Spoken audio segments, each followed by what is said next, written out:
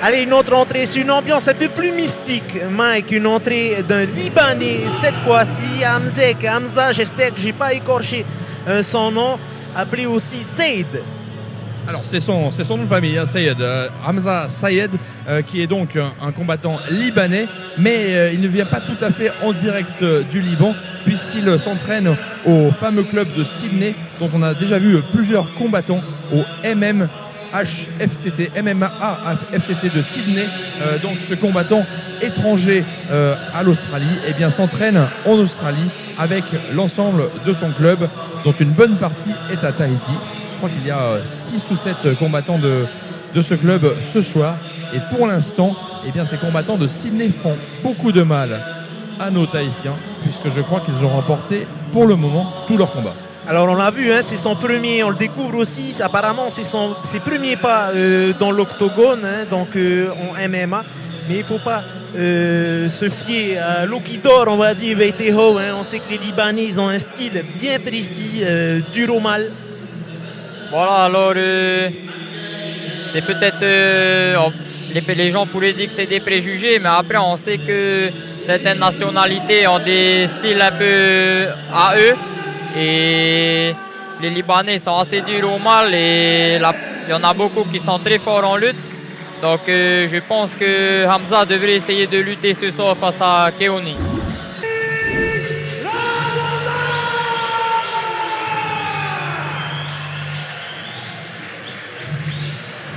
Keoni Rongomate qui représente donc Rayatea face aux Libanais de Sydney. Regardez à quel point ce combat est international ce soir. On est dans plusieurs îles polynésiennes, on est dans plusieurs pays à l'international, en Océanie et au Proche-Orient. Alors effectivement, de réputation, les Libanais comme l'ensemble du Proche-Orient, les Turcs notamment, ils ont une réputation de lutteurs. Est-ce que ça sera le cas de ce Hamza Sayed? On ne le connaît pas vraiment parce que lui estime être complet. Il nous dit qu'il aime beaucoup mettre des high kicks de la jambe droite, donc dans la tête évidemment, et il aime aussi au sol les rear neck choke. On va voir si c'est réussi à passer. Alors rear neck choke est l'étranglement arrière dans le dos, un étranglement très efficace où dans 90% des cas, lorsqu'on est pris, on est obligé de taper et sinon c'est la sieste.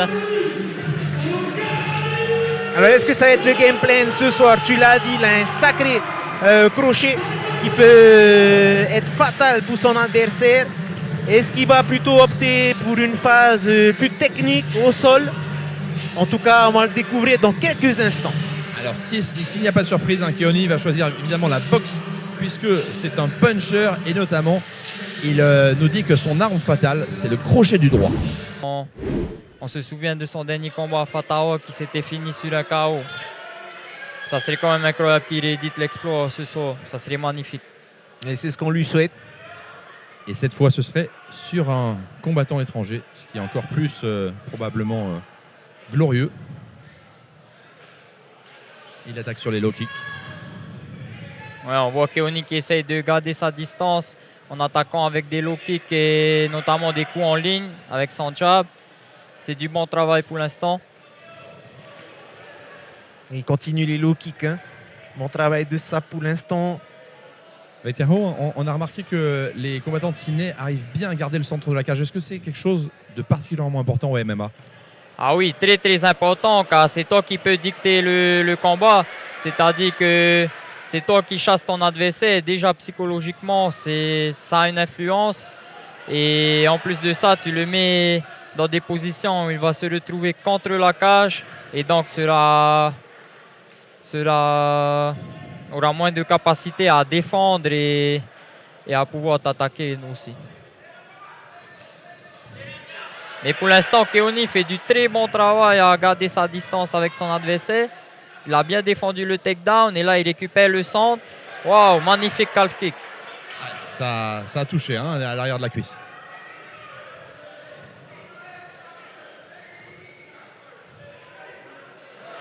Oh, il a été un peu secoué par ce crochet du droit.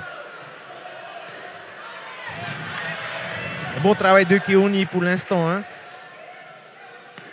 Un Keoni qui est très bien et qui alterne bien les crochets du droit. Voilà, comme je le disais, son adversaire essaye de passer en lutte. Il a vu que ça allait être assez compliqué en striking face à Keoni et il a décidé de changer de plan.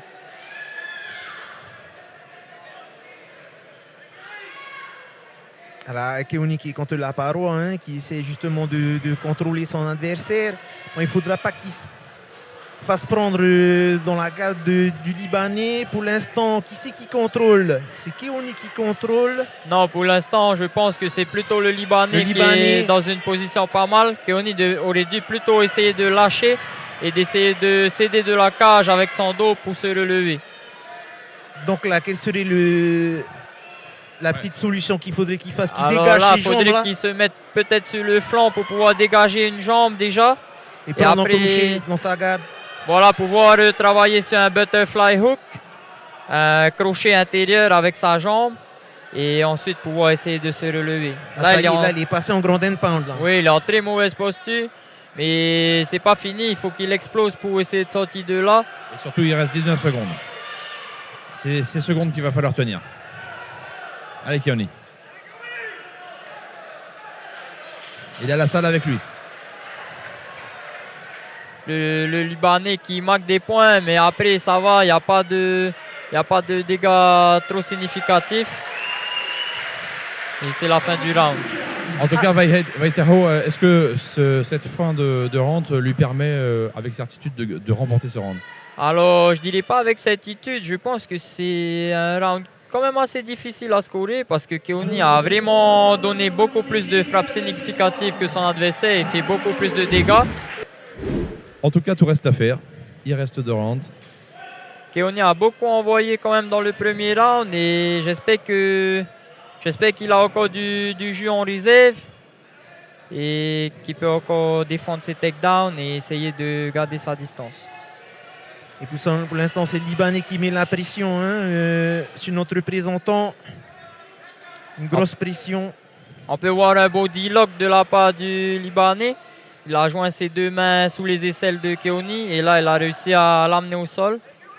Maintenant, Keoni devrait essayer de céder de la cage, de se mettre dos contre la cage et ainsi de pouvoir se relever.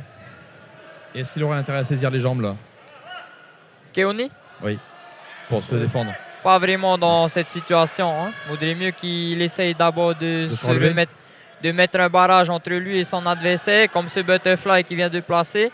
Ensuite, de construire une base, notamment avec sa main ou son coude. Et après ça, de pouvoir se relever. Et on voit le Libanais qui ramène notre Haïtien au centre du ring, justement pour l'empêcher de céder du grillage pour remonter.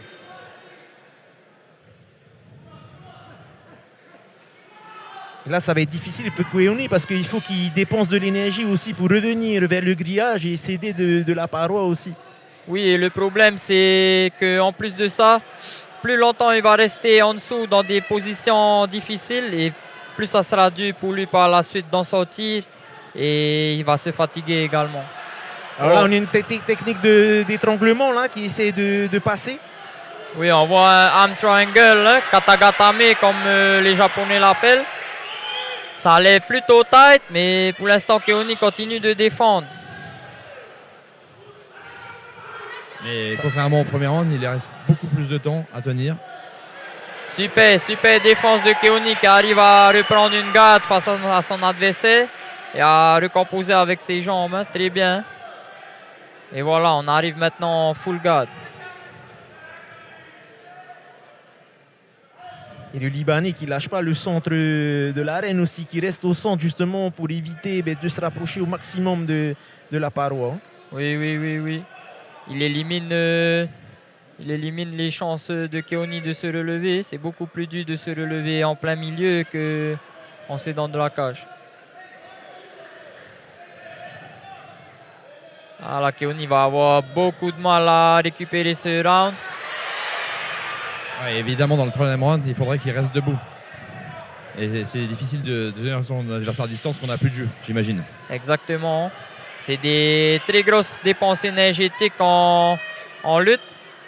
c'est-à-dire de défendre, mais également d'attaquer. C'est très dur d'attaquer quelqu'un, de le mettre par terre et de pouvoir le maintenir par terre.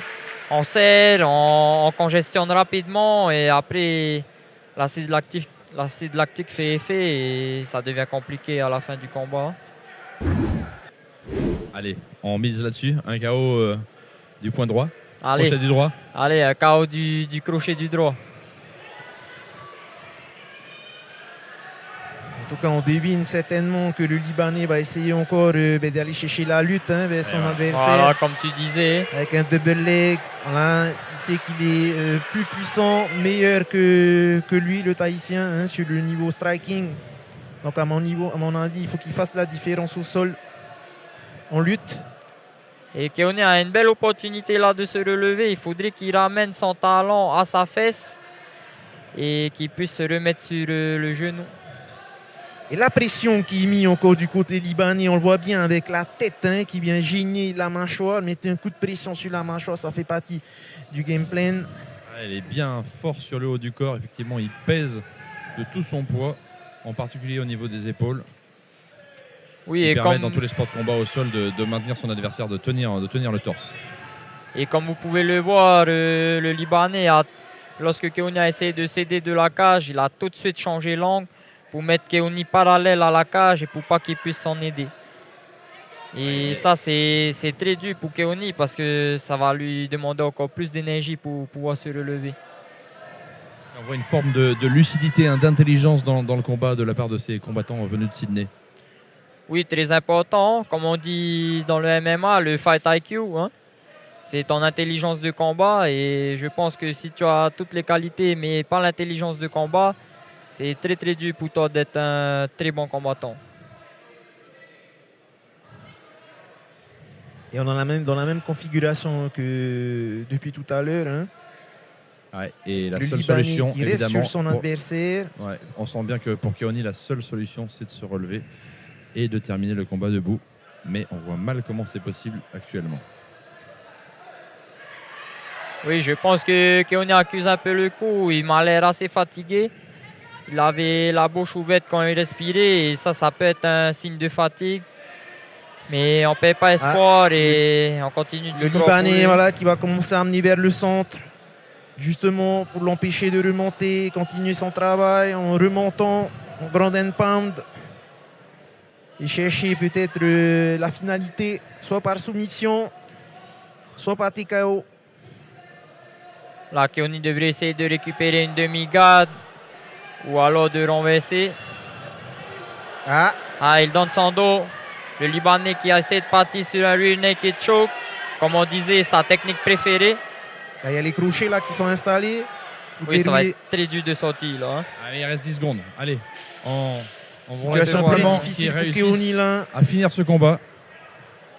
Oui, ça va le faire, ça va le faire.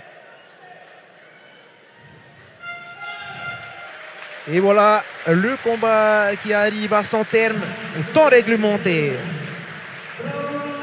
Alors il semblerait que pour l'instant ce troisième round soit remporté par le Libanais. Mais Théo, qu'est-ce que tu en penses? Oui, je pense que le Libanais va s'imposer à la décision. C'est vraiment c'est une phobie pour un combattant de perdre par KO ou par soumission. C'est horrible pour un combattant. Voilà, donc ça permet à Keoni de se projeter peut-être vers un avenir plus radieux, puisqu'on rappelle aussi que Keoni a déjà un petit peu d'expérience, mais il a déjà gagné et perdu. Il a également gagné et perdu en boxe. For this fight, by unanimous decision, the winner is the blue corner. Voilà, on avait senti dans victoire par décision unanime, c'est ça Unanime. Alors, décision unanime, c'est tous les juges qui donnent le même gagnant. On s'y attendait un peu, tu le disais. Exactement, parfois on a un peu peur, on appréhende un peu quand on voit que c'est un adversaire international, mais c'est top.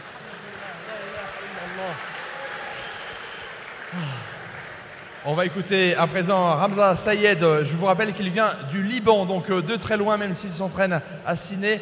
Ramza Sayed, was it your goal to go on the ground when you saw your opponent striking? My opponent surprised me a little bit with his stand-up. He's improved from his previous fights.